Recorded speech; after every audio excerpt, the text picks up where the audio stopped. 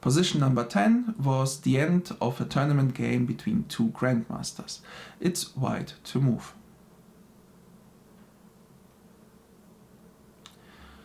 So let's start. As always, in each and every single position, you should start with the active moves. And starting with the checks, there are 3 available. First of all, queen to e8 check, second is queen to e6, and third is bishop to d5. Once we are done with the checks, we can go through the captures and so on. So, queen e8 check forces black to take on e8, and then we cannot take the queen back because our rook is pinned. So queen e8 will just lose our queen. We might get the rook for it, but we are still not happy with it. Second option, queen to e6 check. Okay, now the king has to move away.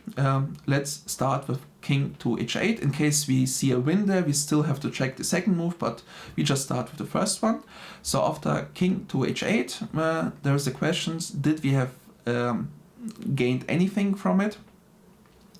And the answer is, well, maybe we can try to set up a back rank mate with queen to e8, but this doesn't work because black again takes our queen and our rook is still pinned. It might be the case that in some positions queen to e6 is the best move just by positional reasoning, but we are not in the part yet where we decide what is the best, positional continuation, but we strictly check whether there is a tactical solution in this position, and queen e6 doesn't give us one. So finally, bishop to d5 might be a silly move, but we can just check it really fast. So bishop d5, let's say black takes with the queen, but then we have queen to e8 mate, meaning bishop d5 might have an idea behind it, and let's check it further. So bishop d5 check, black takes with the rook. Now we have something to prove for our bishops, so let's continue. What can we do? Well, let's start with the checks again. Queen to e6 check. Queen to e8 is also a check, but that only exchange the queens, and we don't want to exchange the queens being a piece down. So queen to e6 check. Now black has to move his king, and if the king moves to h8, then we have the back rank mate again, because our rook isn't pinned any longer, so we can play queen to e8 check, queen takes, rook takes e8, and it's a mate. So the only final continuation that we have to check is after the second move, queen e6 check, king to f8, whether we have something that, is worth the sacrifice. And in case you don't see the solution, this is part of the blindfold exercises, at least what they're for, to try to imagine the position ahead. Since I'll show it in the board, the position looks like this, and you will probably see it straight away that you can just play rook to f1 and black is mated. Well, he can't give up the queen, but it will be still a losing position. So this is the solution. If you haven't spotted the move rook f1, this is something that will come with experience or with the blindfold exercises that you can just calculate further ahead. It certainly helps. And finally, you might also wonder, well, what happens if black doesn't take the bishop to begin with? Well, in that case, the sad part for him is that the rook isn't protected any longer by his queen, so white just wins. And this is the whole solution of the position. Position number 11 looks like this, and it's black to move.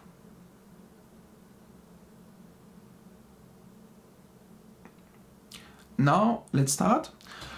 First of all, it's black to move, and you should have spotted that white may threaten a mate here. Since you don't want to lose, some of you might have had the reaction of playing rook to d7, and this is certainly a decent move, and it's obviously that you have defended the mate, but in terms of the calculation, the first thing you check for are the active moves, even if the opponent is threatening to win in one move. So you have only one single check. You don't need to check for, well, let's say captures usually, because if you're mated then it doesn't matter if you win a piece or something, but the checks are worth looking for. So we check on a1, king moves to d2. Now our queen is attacked by the rook and we have to move our queen. So the only spot that we have to check is the move queen to a5. And actually this is a double attack on the king and on the queen. Certainly the queen is defended, and white can also take our queen, so it's not that we win the queen, but we exchange the queens. And if you count the material, we are a pawn up, and exchanging the pieces into the endgame is, well, a general rule for the side that has a material advantage. Therefore, this looks like a good variation. So if you have spotted this continuation, you get the first point of this position. Now, if you would have also calculated it until this point and have seen that white has a threat in the end, then you'll get a second point. And the reason why I show it to you is because this is an example where you need to, well, calculate the variations till the end if you can, again, imagine the position and have the experience to do so. But this is what is required from you to be a good chess player. So, bishop to b6 would be a double attack on the rook and the knight, and usual in this position you would just lose the exchange by moving the queen, knight away and so on. Fortunately, this is not a trick by the position, but it was a real played game and white actually missed it. He did indeed play bishop to b6. Black has the fork and wins the bishop. The fork is just, is a wonderful surprise that it exists in this position, and it's only possible by the casual position of the king on d2.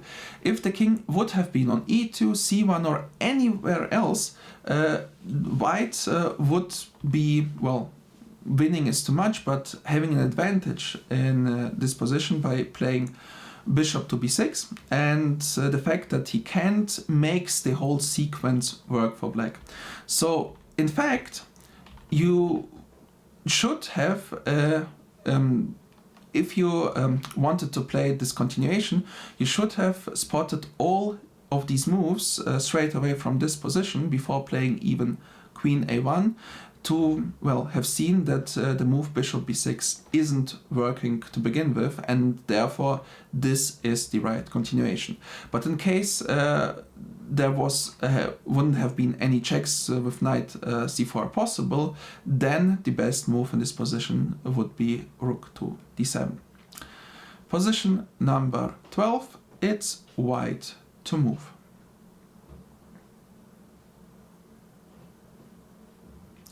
Now the solution, again we start as always with checks, and there are no checks. Then the captures, there's one capture, 2, 3, and also we can take the pawn. So if you take on h6, black takes back, we have no further ideas, so this is not good. Knight takes c5 or bishop takes c5, well, black can just take back, the piece is defended, so white just loses a piece with any continuation. There is no further ideas. Finally, pawn takes c6, well, this is a pawn exchange, so it's nothing wrong materially speaking, but white also doesn't gain anything positionally, doesn't gain anything tactically from it. Maybe it's a good positional move, but first of all we check only the tactics, not the positional aspects of the game. And then there are the threats, and there's only one single threat in this position, and this is the move c5, since it does threaten to take the bishop. And once you have spotted it, this is almost all that you need to see, because, well, first of all, black doesn't have many squares for his bishop. Actually, he cannot move to e7 simply because he will lose it straight away. But also moving into f8 does give white a huge advantage with d6. First of all, the bishop is trapped, he cannot play at all, he is pretty inactive, but also white just attacks the queen and wins the pawn on e5 at the same time. And this continuation just gives white a huge advantage. And all you need to do for it is just to see the move c5 and nothing more.